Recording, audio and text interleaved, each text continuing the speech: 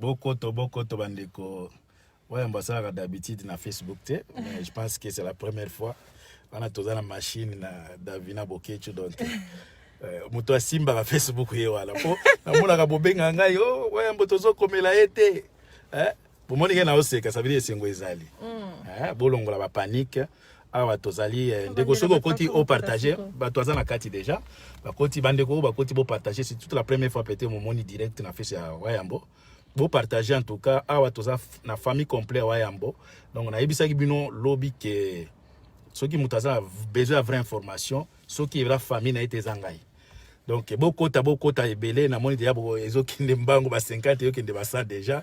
Beaucoup c'est toute la première fois bandeko. Awa tozana mama Didi, tozana na mama awa bo mona bino moko Davina Bokecho donc mutu na biso maele. Donc espoir nanga soki na katani mutu apesa nga mbongo yo wana.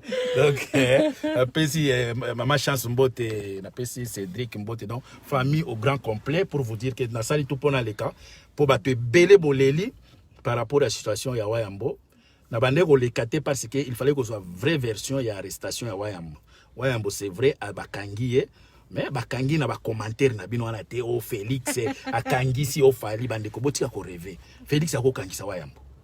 Est-ce que boyebi niveau ya Wayambo botu na bande ko to baso mikanda ya ba réfugié boye ba grandeur ya Wayambo ba to boni Wayambo signature na epamba ka epe bino mukanda botika kopia ka bato na valeur o bazana ngote bandeko na leki ndeko okoti o partager poto to un peu ko doucir un peu bato mandeko bele ba tension za likolo d'habitude asala na Facebook awate mais boye ba ke Bokoto TV ndenge za boye eza na place azali yango monike Bokoto ezo fonctionner te po azana ngo ya tambola na chaîne na ya télévision na poche Bokoto les regrave ça veut dire Bokecho grand prêtre bakoki ko déplacer était pas kende osamba po grandeur l'équipe ba ko sambisa par vidéoconférence donc bandeko bokoti bolongola ko banga le problème est wana mama Didier Ransima na olexé po ale kapoye ba verset biblique elike belé problème est boye bandeko so oyo bozo ka bazolo bate Bokecho bakangi po Félix apesa ki mbongo Félix a na pouvoir moko te kangisa Bokecho ado akopousa na même té oh muchope afali wana muto asukisi c'est faux. On a expliqué bien ok. Bokecho bakangeza problème il y a 2015. Il y a problème à 2015. Rien à voir avec Makambo concert Rafali. Rien à voir avec Makambo ya Matamaskende ngayaki wana. Rien à voir. Botika ko yako pesa batu musu Valère o Félix akangisi na moni mutu moka benga na yebisa ki bino ref Bokecho ba ko kangiza ye. Est-ce que bino bana makasi o kangisa fe Bokecho? Est-ce que boyebi poids ya Bokecho na Europe awa? Boyebi po na eta na niveau politique c'est un grand opposant oyo ba considérer ka mutu okanga ete papa ndeko partager na avant na yebisa bino raison nini obakangi bo partager bandeko na ngai après toza na bana to awa à part na moni mutu moko afinga la fois passée elongi mafuta bandeko bo pade nazo pesa bino raison pour ndi bakangi bokoto bo comprendre que talaga chaleur bandi po bato alimité bato kakate vitamine zate nga c'est normal na toka na liaka bien ba liaka bien bandeko boko to pona pesa bino raison bo comprendre pourquoi grand prêtre Bokecho Wayambo bakangi bino moko moni sali tolé sali donc c'est normal aza leader tango bisa bino ke aza leader bino moko moni Kishasa bato basali o ba refoulé nanya ko ki ko refoulé Bokecho bino ba revers bino ba taliba boza ba vrai revers bino moni ko refoulé Bokecho boka nse za lokolo ebisa balé no longo obimisa ina kati ya mayo tie na kati ya voiture nanya ko to anana ko memaye bande ko Bokoto avana loba po ani bakangi il faut na mona peda bo mata soki olingi bo mata partager merci mingi na ba tonyo so ba mwali muleta na merci na remerciement mingi parce que bato bile bando senga il faut loba na kokaki ko loba n'importe quoi te lobi na yebisa ki bino ke bande ko batoto bozomoni bazolekala ba media ko loba ezaka ba osa ba base mutu moko azana vraie information ya makambo Bokecho azate oyo ngana lingina yebisa bino c'est ça vraie version ya arrestation ya Bokecho amon tozana pona osala ba base bino okanisi ndenge Bokecho place batie wana okanisi biso tozana esengo bande ko bota la téléphone eza ko sonner pamba botia na tia mode d'avion pour vous dire que Bokecho a n'importe qui téléphone nanga o chauffer na ko chauffer bandeko Bokecho ndenge bozino bozwa kolobela wana ki bakangi o Félix asali po ba pesa mbongo. Est-ce que Félix ye aza na pouvoir ya kangisa Bokecho bandeko na ngai boza pe mayele Bokecho aza leader abandi litina ile lote eza makambo ya kala ya 2015 yango nde bomoni ke ezalaki ye moko te.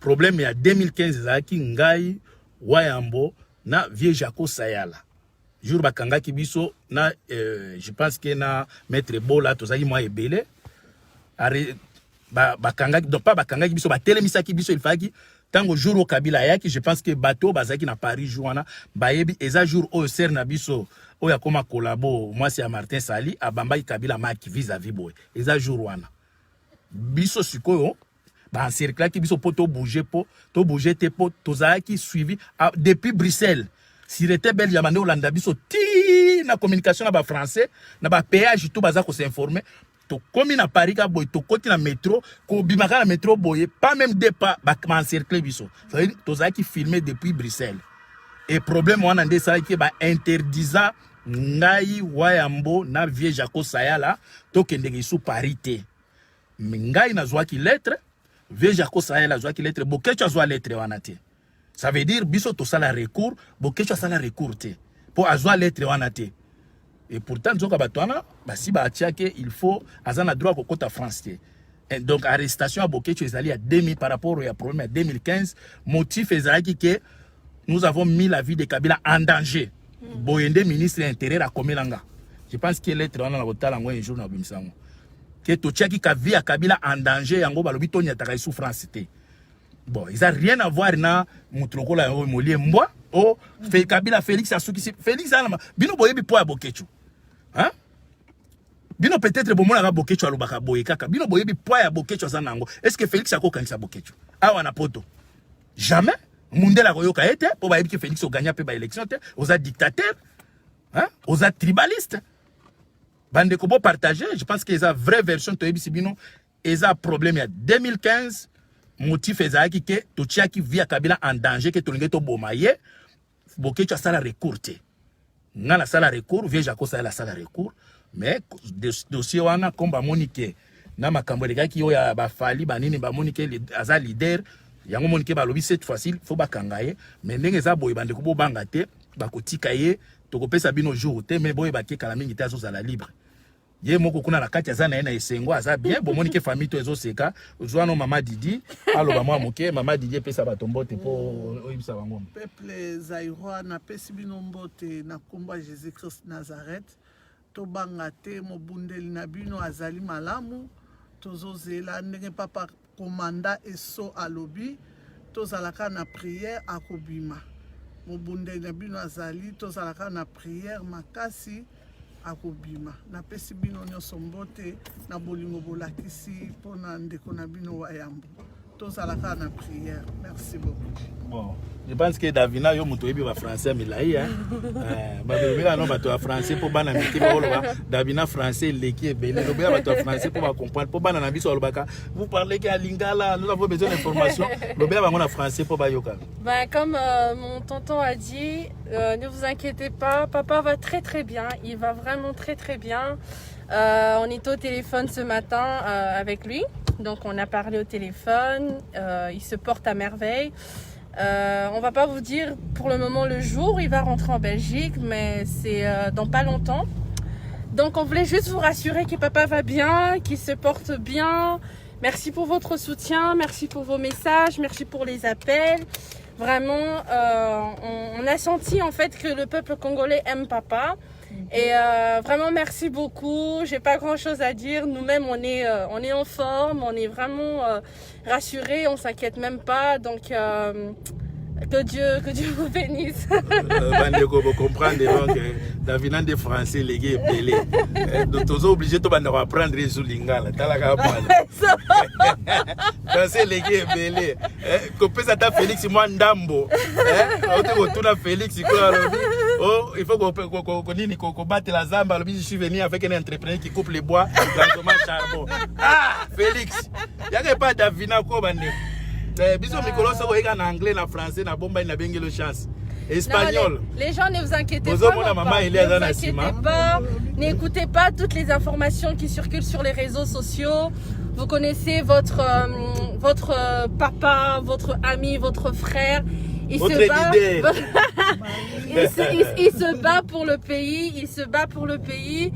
Et tout ça, en fait, c'est pour le pays, en fait. Parce que, allez, nous-mêmes, ces enfants, on est là. Notre papa n'est pas là, en fait. Il est loin de nous. Et tout ça, c'est à cause du Congo, en fait. C'est à cause du pays. Donc, il mérite vraiment votre respect. Il mérite vraiment votre considération. Parce que une personne qui se fait arrêter et qui laisse sa famille, en fait, pour le Congo, mérite vraiment que vous le soutenez, en fait, que vous le soutenez, que vous arrêtez de le critiquer, de le juger, parce que il a des enfants, il a une femme, il a des petits-enfants, on a besoin de notre papa, mais allez, on ne peut rien parce que, en gros, papa nous appartient plus, il appartient aux Congolais, en fait. Et ça, on s'est rendu compte que papa nous appartient plus, il appartient au peuple congolais. Donc, on vit avec et on aimerait quand même avoir un peu de soutien aussi de votre part, en fait. Il faut le soutenir, il a besoin de votre soutien, il a besoin que vous soyez là derrière lui. Il n'est pas parfait, mais il se bat pour vous, il se bat pour vous. Il a mis sa vie à côté pour le peuple congolais. Il a mis sa vie à côté pour défendre les intérêts du peuple congolais, en fait. Donc, encouragez-le. Dès qu'il sera à la maison, il va voir vos messages. Ça fait du bien. Et quand on lit vos messages de soutien, quand on reçoit vos appels, ça nous fait vraiment du bien de voir que voilà, il y a le peuple congolais qui est derrière papa, qu'il n'est pas seul, que vous êtes là avec nous, parce que en tant que famille, vous rendez compte que ça fait mal. Ça fait mal de se dire que oui, son papa n'est pas là. Ça fait mal de se dire que sa maman, son mari n'est pas là. Moi-même, j'étais au travail. Depuis qu'on a arrêté papa, j'ai dû prendre congé 3 jours justement parce que voilà, c'est mon père. Et il a grandi, il commence à prendre de l'âge. Il y a aussi la santé qui est là. Mais tout ça, c'est pour le peuple congolais. C'est pour vous. C'est pour le peuple congolais. Nous avons besoin de votre soutien. En ce moment, nous avons besoin de votre soutien. On le dit pas, on le crie pas, mais nous-mêmes, on s'est rendu compte que papa nous appartient plus. Il appartient au peuple congolais. Quel enfant, quelle femme aimerait voir son mari ou son papa emprisonné pour le Congo? Qui va supporter cela? On a besoin de notre papa. On l'aime beaucoup. Il nous manque. Il y a mon petit frère qui se réveille, qui dit papa est où? Donc on doit le rassurer. Il y a ma petite soeur où on doit aussi les rassurer. Donc on a besoin de votre soutien. Il ne faut même pas suivre des informations qui circulent sur les réseaux sociaux. Les gens juste veulent faire le buzz au nom de papa. Les gens veulent faire le buzz au nom de Bokechu. Mais il va très très bien. Il va très bien. Il se porte à merveille. Vraiment, merci beaucoup pour votre soutien. Merci pour votre amour. Ouais, peuple Zaïwa, tu vois, Davina avec sagesse, intelligence, ça pour réveiller peuple, pour comprendre que Bokechu a vie naie pour intérêt à banana bino, pour intérêt à banana biso. Donc ceux qui m'ont critiqué, makambo yoti ko salema. Ndenge bakangi Bokechu moniki aza kwa puya ngo seba ke aza ennemi ya peuple wana parce que lelo soki Bokechu aza arrêté pour ateka drogue te ayibaka te mais eza pona makambo intérêt ya mabele. Ils ont intérêt à mboka. Mais peuple zaïrois boza distrait yango zo bisaka peuple ya ndenge nini peuple bozwa conscience awa tozana no vivant tozana makasi bozwa destin ya Congo na maboko bandeko bozwa destin ya Congo na maboko bo profiter na occasion biso na énergie tozana ngo lelo Bokechu azate boye bisanga soki ngape na zate nani ko motiver bino nani ko lamusa bino hein. Donc, bon profiter dans nos vivants, bon joie destin à Congo en même. Bon tala comment les autres humiliés par Kagame. Hein? Je pense que ceux qui Bokechu azala qui a répliqué qu'on finga Kagame mabe. Dans la Kagame a fini nation mobimba. Attends mutumoko leader na bino politique à télémité. Mais Bokechu azala ka face na batu ndengwana. A kobima quelle que soit les manières il va appliquer, il va utiliser à répliquer pour intérêt à peuple pour défendre le peuple. Mais peuple yango bozo comprendre que Bokechu lelo aza victime. ya kokoluka liberté à peuple wana. C'est ça. Liberté à peuple wana sa victime. Atiki moi sina ba nazana problème ba santé banini. Mais lelo bokecho andimi que ça va ba kangangai pour kaka message ekende. Hein? Bande ko bozwa conscience. Bozwa conscience botika ulanda ba taliban ko lobake bakangi bokecho ndenge za boye Félix asukisi Félix ça makasi asukisa bokecho. Ils n'ont rien à voir avec les peuples, avec Félix, rien à voir avec Muchopia Fali. Ils ont makamba 2015. Ceux qui ont Kabila, je l'ai tout bomaye. Hein? Bon, moi, qui tango tobisa biso to sakana te talaka ministre intérieur, nenge za boya komeli bokechu otia oringo boma Kabila. Hein? Bino sikobolo ba mamba Félix, bana Félix aza Muchopia papa bana, bazo sakane pa Kagame boisa ke Félix asukisi. Félix a makasa asukisa bokechu. Ou bien bokechu mutosukisi Félix. Hein? Bokechu mutosukisi Félix? Hein? Aya auti na France, Bolandi Kagame. Mais Bolandi interview à président Nabino, hein? Attends moi na moi c'est bon de la mobile boete, hein? Ozo banga Kagame azo seka. Bibembe Nabino alobike je m'en fous na liwa peuple congolais. Mutu moko akufa te. Bebo fandi Nabino, ba politicien tout ba komi ba baba. Bango tout me bokecho aza mobile. Ceux qui n'ont pas de peut-être retourner à l'ambassade de Rwanda.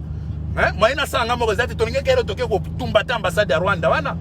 Bon, féliciter, bon encourager, bon motiver, on a besoin de contact pour la motivation, pour la nini, au bengi biso na ba numéro nangai 00 0466 33 33 52.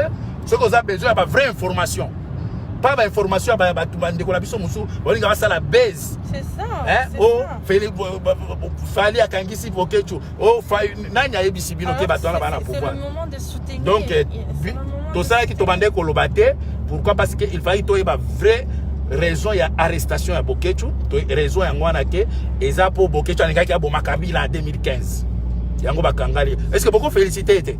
Vraiment. Bakanga bo alinga boma assassin na bino. Beaucoup de traiter Bokechu, betala maboko place. Dites amen. Ok, merci mingi en tout cas. Kala mingi tena ole kana live côté Mosusu pona koloba. Merci mingi Davina à Rosilisa. En tout cas, merci beaucoup. Merci pour votre soutien. Merci vraiment pour tout l'amour. Merci vraiment. Et n'oubliez pas que tout ce qui se passe ici, c'est vraiment pour le Congo. Il faut pas partager pour Ekende. Bande belé bazo souffrir. Oui, oui. Bande kwebele bazo souffrir na mbanda ka babenga na este na bunya na Ituri. Ceux qui olingi Congo partager pour message na Ekende ba ke bokechu donc bakotika e. Parce que bato belé ba bengi ngai parfois na ko répondre te pour nazaki na vraie information te. Pour le moment, message yangwana, aider Mandeko, baza besoin d'information, partager message pour Batoubaye Bake Boke, tu as leader, Boye Bake Bakange pour Namboka. C'est ça. Ceux qui ont Bakange pour Moyibi, en tout cas, n'a rien à soutenir, n'a rien à Makamonete. Mais Bakange pour na yo, ils ont le droit de Jésus à couper la batte. Le Boke, tu as victime pour Nabino Congolais. Bolingi côté les matés. C'est ça. Hein? Aza victime pour Nabino. Pour ceux qui botent les mecs à la Tobengani Kabila, les lois Balinga Bakanga Boke, tu t'es? Nanyangwa lingakaza na 4000 boy amona ka couleur moko. C'est ça. Mais pour le moment azana place oyo eza place esengote. C'est ça. Ceux qui tozo seka ezaka pona ko motiver bino. Normalement baba tumusu boy bazolela parce que mutu moko te andimaka te bakanga ndeko na ye ou papa mwana uti ko yebisa bino azana mwasi na ye azana ba habitude ba bato ba mesana na famille ba occupation ba comment ba benga ba nini ba devoir. Mais lelo bokechu azate po nini po yonde ko na biso congolais olingi ko tele maté. Olingi hotel maté. Donc merci Minga en tout cas pour partager message ebele. Donc voilà, donc merci encore pour votre soutien, merci encore pour votre soutien, merci pour les ondes positives, merci pour vos paroles d'encouragement. Vraiment que Dieu vous bénisse, on est ensemble. Soyez forts, restez forts parce que papa voudrait aussi que vous soyez forts pour lui et pour le Congo. Donc nous-mêmes aussi, on est forts. On est fort. Tout va bien. Ce matin, j'ai eu papa au téléphone. Il se porte bien. Peuple,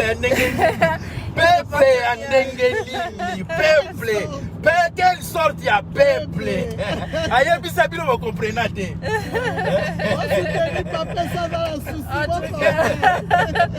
En tout cas, mais bon, en tout cas, cette semaine, on reviendra vers vous avec des très bonnes nouvelles. Tout se passe bien pour papa. Bon, c'est vrai que c'est pas évident d'être loin de sa famille, d'être loin de ses proches. Papa qui aime souvent faire des vidéos pour vous rassurer. C'est un homme qui a beaucoup apporté pour vous, hein, qui a beaucoup apporté pour le peuple congolais. Il n'est pas parfait, mais vous n'allez pas quand même dire que Bokechu a rien fait pour le Congo. Bien évidemment qu'il a fait quelque chose pour le Congo. Surtout pour les opposants, les politiciens, ils ont bénéficié beaucoup de Bokechu. Exactement, donc il a beaucoup fait pour le Congo. Il a sacrifié sa propre vie. Je ne le dis pas seulement parce que c'est ma fille, mais enfin parce que je suis sa fille. J'ai vu mon père sortir pour le Congo, à dormir dehors, pour marcher juste pour parler de droits de peuple congolais en fait. Souvent rester là à la maison alors que notre papa était dehors. Donc un peu de reconnaissance, ça ferait pas du mal en tout cas à votre chouchou de la diaspora. Donc soyez rassurés, on vous laisse donc soyez en paix, n'écoutez pas les informations sur les réseaux sociaux, n'écoutez pas ce que les gens disent, que c'est à cause de ça, à cause de ceci, non, c'est pour des raisons politiques, comme mon tonton vous l'a expliqué, donc c'est vraiment pour des raisons politiques, et c'est pour le Congo, c'est rien d'autre que pour le Congo, parce que mon père ne s'est pas volé, mon père n'a tué personne, mon père a rien fait, donc c'est pour le Congo en fait, il est victime juste de l'amour qu'il a pour son pays en fait, donc soyez rassurés, on est ensemble. Encore merci beaucoup. Maman va lire tous vos messages. Vraiment, on a besoin de votre soutien. En ce moment, on a juste besoin de votre soutien. On a besoin de votre soutien. Ça, maman. Oui. Ah, peuple Zaïrois, Toba raté. Yes. Peuple. Bokozi. Peuple. Bokozi. Peuple. Bokozi. Bokoto. Les graves. Bataliba Bosambwe. Bataliba. Haine sur haine. Haine sur haine. Je suis Wayambo. Bandeko boko maboko ma je suis Wayambo. Je suis Wayambo. Je suis Wayambo. Jusqu'à la mort. Ozoyoka. Jusqu'à maman bosse epela. On sera combattant jusqu'à la mort. Bandeko bozoyoka. Wana eza ko sabino ke famille. To yebi ke eza premier passe mais biso toko communiquer bino passe té. Wayamba kozala libre kala mingi te. Bokoyoka penza bokoto l'air grave. Soki bomoni bokoto zo salimete, boko seza na prison. Bakanga na ngona poche. Donc je la compliments. Bokoto ko salima merci mingi na bande ko tout partager. Merci. Bye bye, merci beaucoup.